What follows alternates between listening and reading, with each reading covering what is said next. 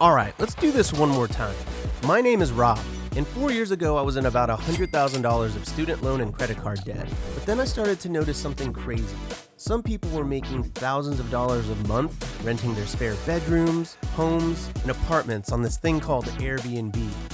So I decided to list my own apartment. Little did I know, this little guy was going to be making me $1,000 to $2,000 a month. I'm pretty sure you know the rest. I bought a place in LA, built a couple tiny homes, then a glam site, and snagged a few places around the country. I did this. We don't really talk about this. This business that started off as a side hustle now brings me $25,000 a month. But surely I can't be the only person making money in this business. So I called a few friends of mine to ask how much they're making on Airbnb. Probably 80 grand. 85K, I think. $15,951. Somewhere north of $500,000.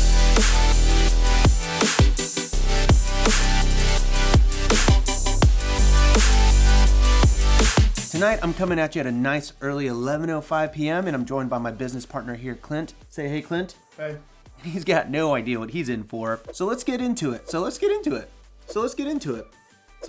But today we're gonna be talking about Airbnb, all things Airbnb, what it is, how to start your business, where to do it, how much money you can make, all that kind of stuff. And this is actually gonna be the first video in my Airbnb series that's gonna be going live all this month. I decided to make this series because as an Airbnb and glamping and tiny house and real estate channel, I don't really feel like I talk about the fundamentals of Airbnb and how to get started. But before we hop in, if this video inspires you to become an Airbnb host, consider signing up with my link down in the description below. When you do, you'll get $75 when you host your first stay on Airbnb. Let's just start with the basics, shall we? What is Airbnb? Airbnb is a booking platform where you can list your home, a condo, an RV, a hole in the ground, a trash can on your driveway. Anything that you want to list, you can put it on Airbnb and charge a nightly rate for it. This is also what's known as a short-term rental. Now, typically on Airbnb and in short-term rentals in general, you're listing your place for rent anywhere from 1 to 30 days. Anything longer than that and it becomes a long-term rental. Most of the time, long-term rentals are 12 months and it's the same person that's living in your space for all 12 months, whereas the majority of Airbnb stays range from the 1 to 7 day mark. So because of that, you're hosting a lot more people in your place during the year. Now, the idea here is whether you're renting a place or you're leasing a place, if you were to put that on Airbnb, you are trying to rent it out for more money than you're paying for on your lease or on your mortgage. So let's say you have a house and your mortgage is $1,200. Let's say that you're renting that house for $100 a night and you had full occupancy that month. Well, that would mean that month you're grossing $3,000. Now subtract your mortgage from that $3,000 and you're left with $1,800. Then you would subtract your other expenses like your utilities, maintenance, lawn care, all that jazz. And whatever left after that would be pure profit. So let's say you had $500 of expenses in that first month. That means that the profit on your house that month would be $1,300. Because short-term rentals fetch such a high nightly rate respective to long-term rentals, there's a lot of wiggle room and margin, and it's pretty tough to lose money on the platform if you buy or lease your place strategically at a good price. And I personally think that we're just scratching the surface on the short-term rental industry. In fact, Brian Chesky, the CEO of Airbnb, says that the company is going to need millions more hosts to meet surging demand. He's quoted as saying, "We think there's going to be a travel rebound coming that's unlike anything we've ever seen." And by the way, if you're interested in learning about my top 5 methods and unit types for getting into Airbnb, I put together this fancy little handout for you that you can download. It's in the description below. So what makes Airbnb appealing from a business standpoint, and why is it better than a long-term rental? This is a question that I get asked very often because long-term rentals are safe. They've been around since forever. I don't know how long, but Caleb, maybe you can put the first recorded rental here.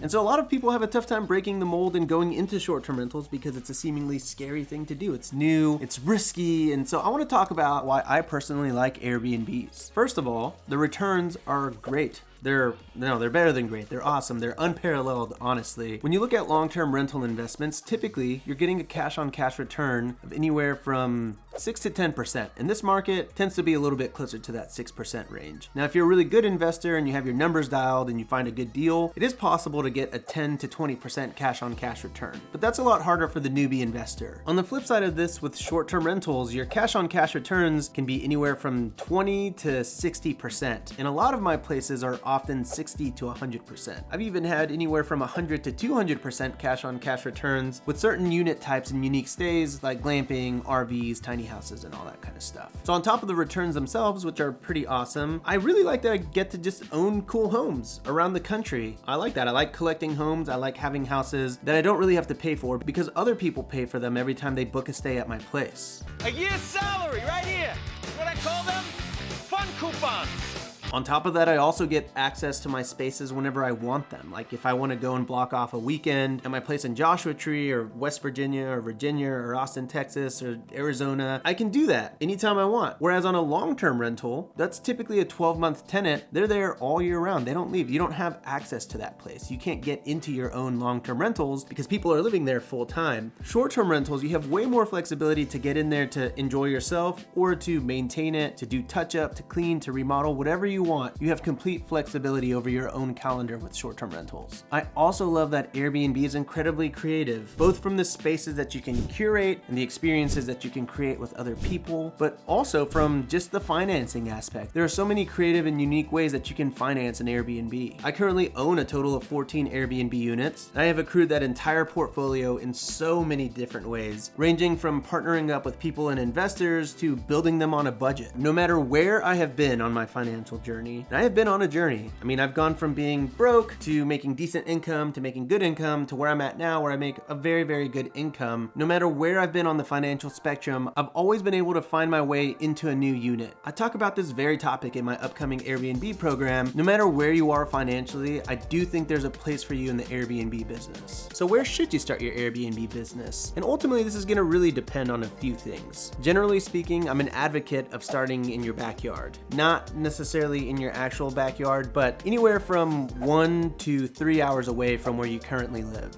But if you follow the channel, you know I also advocate for places like national parks, state parks, and destinations like beach cities, lake towns, mountain towns, ski towns, and everything in between. But ultimately, I do think that it comes down to boots on the ground. If you're starting out, don't try to be a hero. Don't try to go buy a crazy Airbnb in some faraway town that you hear is super profitable. Start close if you can, because I think that there is the benefit of being close by. You can go and you can check on it, make repairs, restock supplies, and learn the fundamentals of hosting that you can then apply to more longer distance units. For example, like I said, I have 14 different Airbnbs. Of those 14 different Airbnbs, I live in the same place as one of them. I live about 40 minutes from my chalet. But my other 13 units are thousands of miles away from me and sprawled all across the United States. And it's all because I started nearby. I started in my backyard. I learned the fundamentals of hosting. I built my team, and I learned how to self-manage all of my units remotely. And the better that I got at it, the farther away I would invest. And one other thing to consider when you are picking a location to invest in, you do sort of have to like it. You want to enjoy your vacation rental. It is called a vacation rental for a reason. So it should be somewhere that you look forward to going to. Just make sure that no matter where you invest, you're able to assemble your Airbnb Avengers, like your cleaner, your handyman, your contractor, your pest control service, your landscaper, and all of that kind of stuff. I have a whole video devoted to self-managing your Airbnbs that you can watch right after this. And again, if you need a starting point and you want my top 5 units and ways to break into the Airbnb business, you can download it down in the description below. You can download it right down there. So how much are people actually making, Rob? There's no way that it's that much money, right? Well, I actually do think it's pretty easy to make great money on Airbnb so long as you're choosing your spot strategically, you're getting in at the right price, and you're fulfilling a need. When I built my tiny house in Joshua Tree, there weren't a bunch of tiny houses there at the time, and so I thought, you know, I'm gonna build the nicest tiny house that I can possibly build because I don't feel like there are enough out here. And that property is one of the most successful investments that I've ever made. But what I wanna do now is actually hop into the Airbnb marketplace and just take a look at a few listings here in some of the markets that I'm currently invested in and calculate how much these hosts are making this month. Actually, I have an idea. Hey Clinton, on our 5 units that we co-own, how much money did we make on that this month? Profit or revenue? Both. Gross revenue was just under 30,000.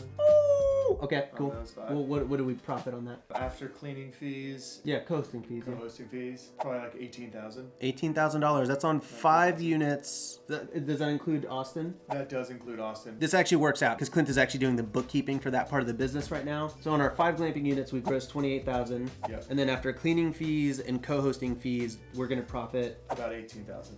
$18,000. Yeah. There you have it, folks, on 5 glamping units. And that's just 5 units out of my 14 units. Oh, I guess you're done. Do you still need me? No, I don't. No, I'm here. What do you want to talk about?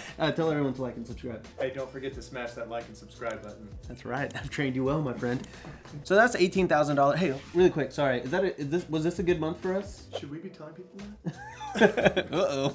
No, you forget it. Don't do glamping. So $18,000 a month is pretty great considering that A, it's an average month for us, and B, that's only 5 units out of my 14. I still have 9 other units that both gross and net more than that. You know, I was planning on jumping onto Airbnb and showing you what other people make, but I figured, you know what? Why not call a couple friends and ask them how much they made this month, because that's way cooler. But before we call them, I thought maybe we'd jump into my numbers here because I try to be as transparent as I can on the channel. Since I'm about to reveal my numbers, I'd really appreciate it if you consider hitting the like button down below. So diving straight into my personal numbers here, I have about 4 different accounts because I have different sets of partners and I just like to keep everything separated. So on my first account, my main account where I own all the listings myself personally, I have grossed so far $147,506 for 2021. On another account with a different partner, $35,202. On a different account, which is my biggest, I've grossed $257,837, and then on my last account here, $34,304. Actually, I just realized I have one more account, but it's brand new and I'm not going to show it here. So altogether, that comes out to,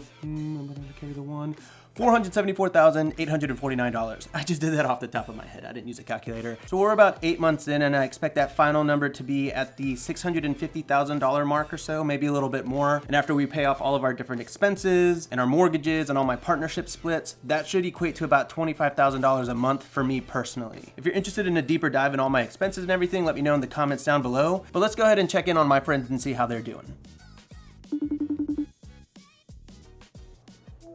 Yo, hello. Hey, what's up, man? Hey, buddy. What up? Yo. What's up, brother? Well, I'm just gonna ask you a couple simple questions here. So, do you have a snapshot of what you made on Airbnb this month? All right, so I just double checked the numbers, and for the last month, we did $93,000 in gross revenue. On average, a house grosses somewhere between $10,000 to $15,000. I think I grossed like $13,000. $15,951 in gross revenue.